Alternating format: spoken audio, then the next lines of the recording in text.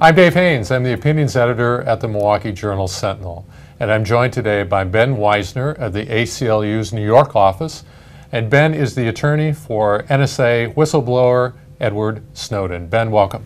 Thanks for having me, Dave. Thanks for being in Milwaukee. You're doing a session later at Marquette, but we want to talk just a bit about Edward Snowden. So let's start with this. Has Snowden been vindicated? You know, I think he has. I think that one of the first things that we heard in defense of these surveillance programs after Snowden's revelations was that they had been approved by all three branches of the U.S. government. That was true, but I think that that actually supports Edward Snowden, and here's why. All it took was for the public to be brought to the table, to be brought into this conversation, for the same three branches of the U.S. government to engage in historic reevaluations of that prior support. So if you look at the courts, before the courts wouldn't consider challenges to NSA surveillance programs. They said that the plaintiffs didn't have legal standing to come in because we couldn't show that these surveillance activities had an impact on us. Since the revelations, there are cases in federal courts around the country that are asking judges to answer a simple question. Do these programs, are they authorized by the Constitution or do they violate it? And that's something that should have happened before, but it's happening now. Congress is now engaged in a historic reevaluation of these programs. Many of the original authors of the Patriot Act, including Wisconsin's own Representative Sensenbrenner, say they had no idea that the NSA was using this statute in the way that they were. And now I think we're very likely to see legislative reform. And even at the level of the White House, the President has appointed review panels that have concluded that the NSA was out of control. The President has said that some of the programs could be stopped.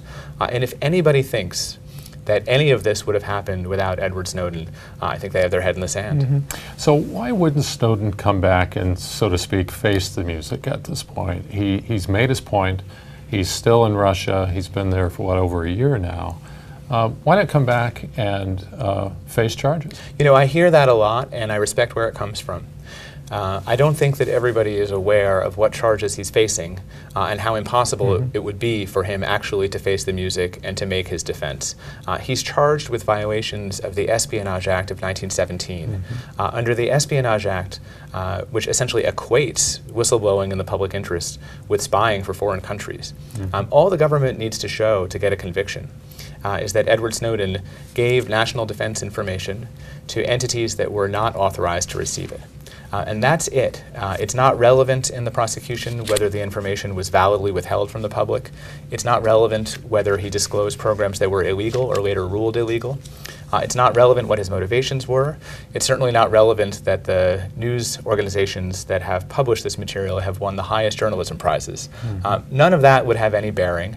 When people say that he should come back and face the music, what they're saying is that he should come back and go to prison for life. Now, some people think that that's what should happen to Edward Snowden. I think that someone who acted in the public interest, who did it responsibly, who hasn't released a single document himself to the public but acted through journalists, and whose contributions have led to a long overdue and historic debate about surveillance and democracy, I don't think that person should be severely punished. I think he should be thanked. So I'm wondering, though, about, and I've heard this a lot from some people on both sides of the aisle, Snowden broke the law, and the law is there to keep us safe. What do you think about this argument that we need to have strict surveillance in this era of terrorism? Well, I think I would say a few things about that. You know, if people didn't break the law the way Snowden did, if there were not people within the government who shared information with journalists without legal authorization, there's a lot of things that we would not know. It's not just that we wouldn't have known about, you know, Watergate or the abuses of J. Edgar Hoover. We wouldn't have known about the trumped-up case for the war in Iraq. We wouldn't have known that our soldiers tortured prisoners at Abu Ghraib, that the CIA set up secret black sites and rendered prisoners there and subjected them to enhanced interrogations. We wouldn't have known that the NSA under the Bush administration ignored legal restrictions and did mass surveillance of American citizens. All these things we knew because people within the system were troubled by them, shared them with journalists. So what I think is different about Snowden from some of those cases is simply the scale. But But in order to show people just how much the surveillance state had grown out of control, it was necessary, he believed, to give lots of documents to several journalists and to bring that story out. Have these disclosures made us less safe? I'm not persuaded by these arguments. I think that we heard early on in defense of these programs. That's the implicit argument. Yeah, I think, and again, it's the argument in every generation. It's the argument that governments use in order to try to maintain a monopoly on this information.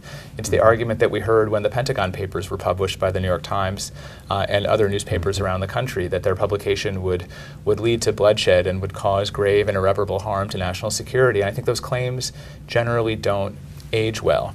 In this case, we heard that some of the programs that were disclosed had stopped 54 terrorist attacks. Right. And under scrutiny, that crumbled, and it was reduced to one, and that one was a Somali-American taxi driver sending about $8,000 to the Shabab in Somalia.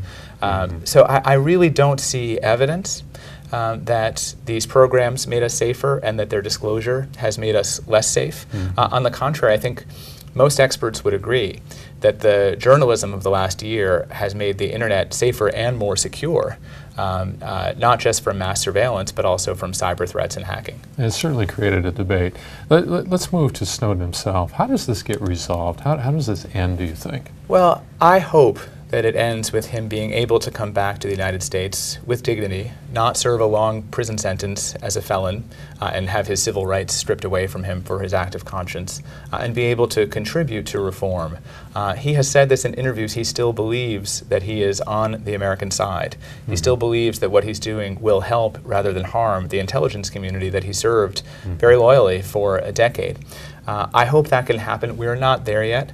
You know, in the meantime, the question is, how can he live a meaningful life and contribute to this debate while he's living where he's living?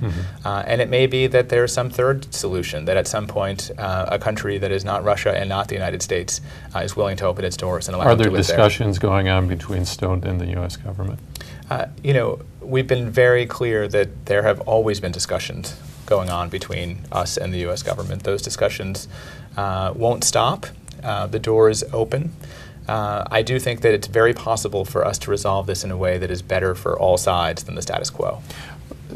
You've talked about that this isn't only a debate about the government.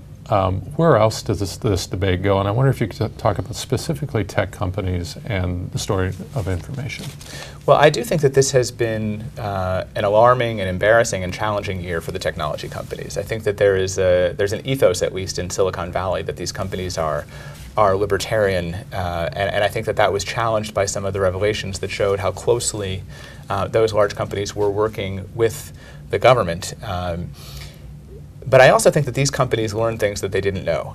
You know, they learned that the same government that was bringing them court orders through programs like PRISM to open up their databases was also looking for weaknesses and vulnerabilities in their communication system so that they could siphon off their customers' communications and do that in a secret way rather than through a legal process. And so I think that some of the most significant reforms that we've seen already in the last year have been on the technology side, not on the law side, where these companies have essentially tightened their security. It's still possible for governments to do lawful surveillance. They can still go to these companies and hand them a warrant and an order and get customer data. What they can't do as easily is passive mass collection, to sit on the backbone of the internet and to siphon off billions of unencrypted communications and to store those in databases. The technology companies are making that more challenging. But what about the, I think you've called it the internet business model of surveillance? How do we get our arms around that as a society? You know, it is difficult, and I think what's driving this, right, this surveillance economy, where we essentially accept free products and services in exchange for allowing companies to spy on us and track and literally stalk our online activity, seems so entrenched and inevitable now, but it doesn't have to and did not need to be this way. And it's so different than 10 years ago. Right. It's hard to imagine as someone, you and I, who were there. Right, and I do think that a lot of this is driven more by technology than it is by policy or debate. Just a few decades ago, the cost of storing data was prohibitive. It would cost $100,000 to store a gigabyte of data. That cost is now less than 10 cents and plummeting closer towards zero. And so really for the first time in human history, it's become technologically and financially feasible for governments and corporations to track everything we do and to store it forever. And maybe the strongest protection we had against that in the past wasn't law, but actually cost. That if the government wanted to know where you were over a period of days, it might have to assign teams of officers to follow you around, whereas that one officer now can sit at his laptop and track all of us and thousands of others of people in real time because we have cell phones in our pockets. Well, you've also said local governments, there may be a risk there in that, sure, the NSA made this bulk collection, maybe that wouldn't be as big of a deal if those records went away at a certain point, but the problem is they live, and they might live in the cell phone of a local police officer. In some sense, I think that that is going to have a more direct impact on ordinary people's lives than what the NSA is doing. Sometimes we say that that's not Big Brother, that's Little Brother.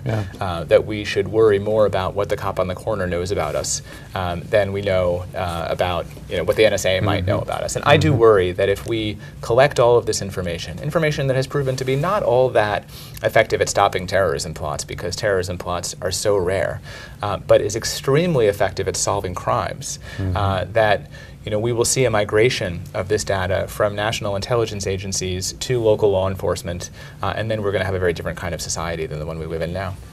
Ben Wizner, thanks for being with us on 4th and State.